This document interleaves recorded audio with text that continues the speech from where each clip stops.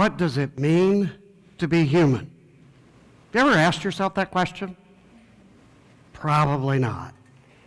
But I have off and on for 30 years now, ever since a graduate school professor asked that question in class one day. Now, as an instructor myself, I ask that same question at the beginning of every humanities class I teach. Since human is at the heart of humanities, I think it's important to understand what it means to be human. Now, I know what you must be thinking.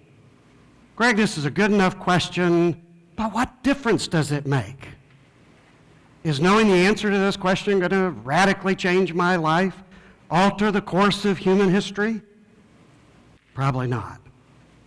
But I am joining the ranks of many scientists, psychologists, and philosophers who've been asking this very question for centuries. I also want you to know that by asking the question, I'm not assuming that humans are superior to animals. There are those who would blindly make that assumption. The truth of the matter is closest to the viewpoint of Charles Darwin, who argued that there is no fundamental difference between humans and what he called the higher mammals. Any differences, he said, would be of degree, not kind. Biostatistician Katie Pollard's research with both human and chimpanzee genomes reveals nearly a 99% similarity between the two. In other words, of the more than 3 billion letters that make up the human genome, only 1.5 million, less than 1%, is different from chimpanzees. What does it mean to be human? Perhaps hearing this question for the very first time, what would you say? How would you answer that question? Now, I must confess that my answer has constantly changed over the years. Every time I think I have some reasonably secure answer, some scientific research comes along to invalidate that response.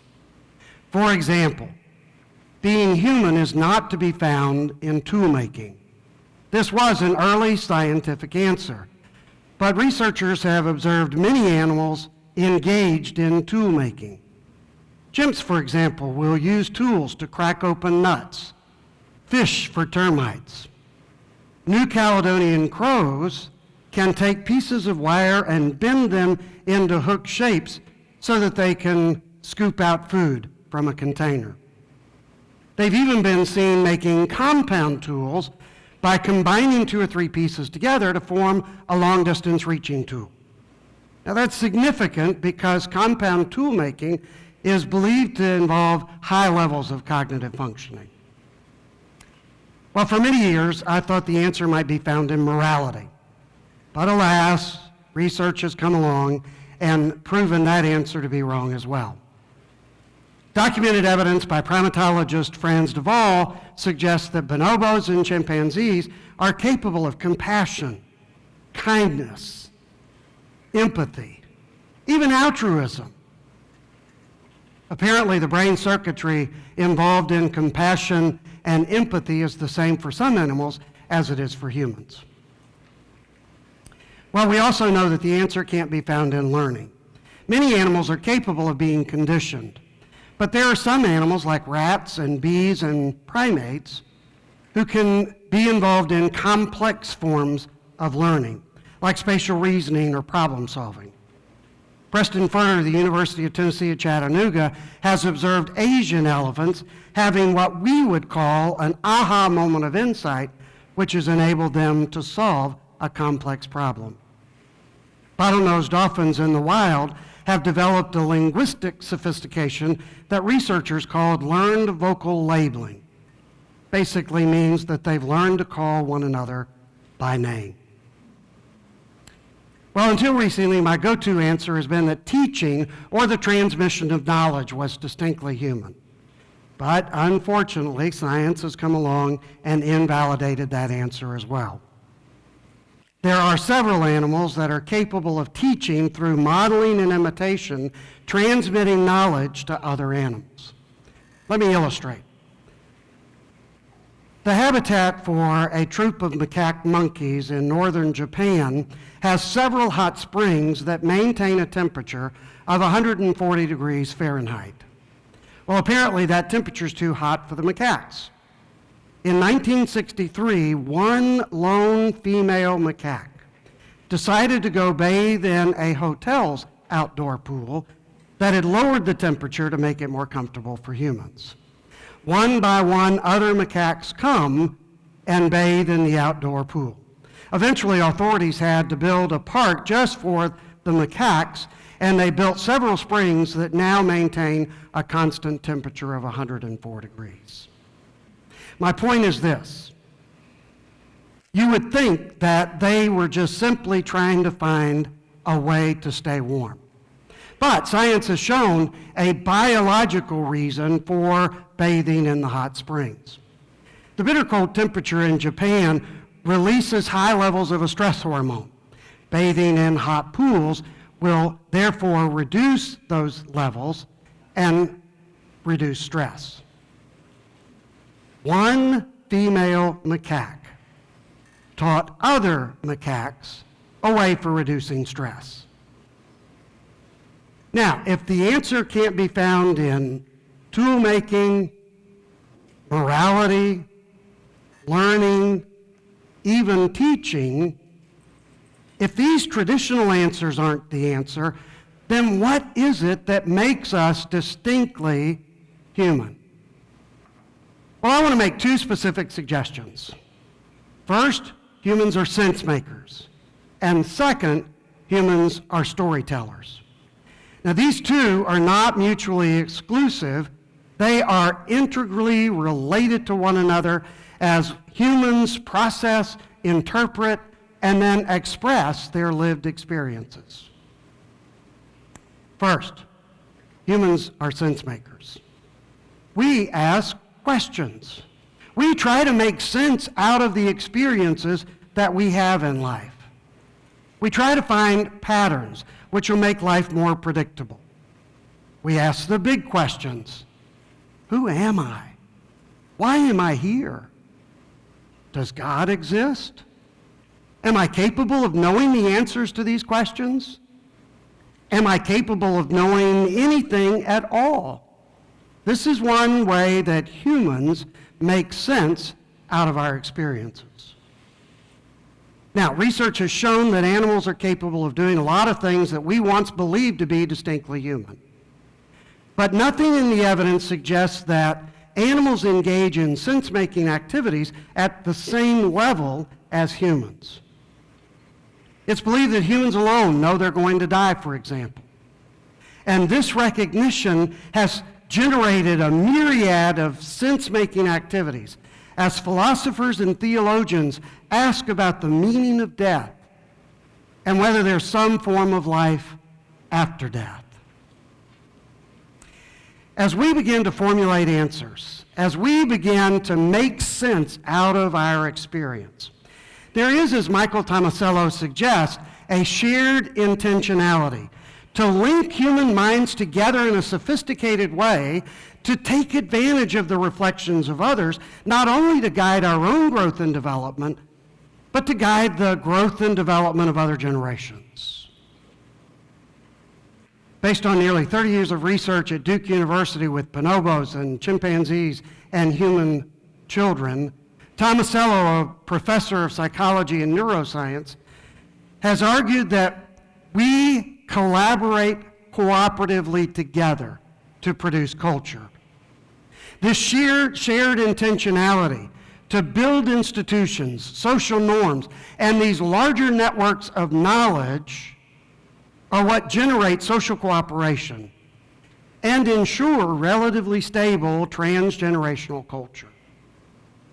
It is these larger networks of knowledge that have produced philosophy, religion, and history. Humans are sense makers. But humans are also storytellers. Tecumseh Fitch, who's a cognitive biologist at the University of Vienna, says that the main difference with our species is not that we have something to think about, it's that we communicate what we think about. For this reason, writer Jonathan Gottschall calls humans the storytelling animal. Gottschall says it's in our DNA. We are hardwired to tell stories. Stories and storytelling, he says, has ensured our survival down through the centuries by helping guide us through the complexities of life. Now, you've got to remember, though, that stories come in a variety of shapes and forms. Any media can be used to communicate. Of course, there are stories, passed down orally or in written form. Long stories, short stories, fiction, nonfiction, poems, epics, myths, to just name a few. But humans also tell stories through music and dance, art, sculpture, religion, history, philosophy are also used to tell stories. There's a new and growing field within science called neuroaesthetics, and it supports the idea that we are hardwired to tell stories. Stories and storytelling activates the neural pleasure and reward circuitry in our brains. So whenever we listen to or tell stories, whenever we listen to music, whenever we are creating art or even viewing art, whenever we engage in a stimulating philosophical discussion, our brains are releasing feel-good chemicals like dopamine and serotonin that will create and produce these pleasurable feelings. My son is a graduate of Full Sail University with a degree in film and video. He often tells me that he was created to tell stories. When he was 4 years old, he took out a roll of butcher block paper and started on one end and drew a continuous battle scene of G.I. Joe characters. He's now 37, but he's still telling stories through art, through his short stories, and through his scripts. He was indeed created to tell stories. But that same thing could go for all of us. All of us are created to tell stories. How else can we understand that even before written human history, nearly 30,000 years ago, stories are being told through music and dance. People are painting sophisticated images of animals on cave walls. They're sculpting figurines with religious significance. What does it mean to be human? It means that we are sense makers and storytellers. Whenever we reflect on our experience and then express our experience in some tangible way, we are being fully human. We are never more fully human than when we link our minds together to link our reflections and our expressions together with others so that people both now and in the future can take advantage of those and enjoy life and grow and develop as humans. A few years ago, I had a student who would go on to become the valedictorian of her class. She and I would often have long conversations after school.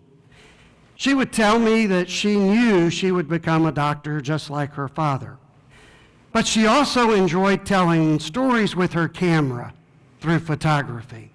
And this created some sense of tension for her because she kept thinking she would have to choose one path over the other.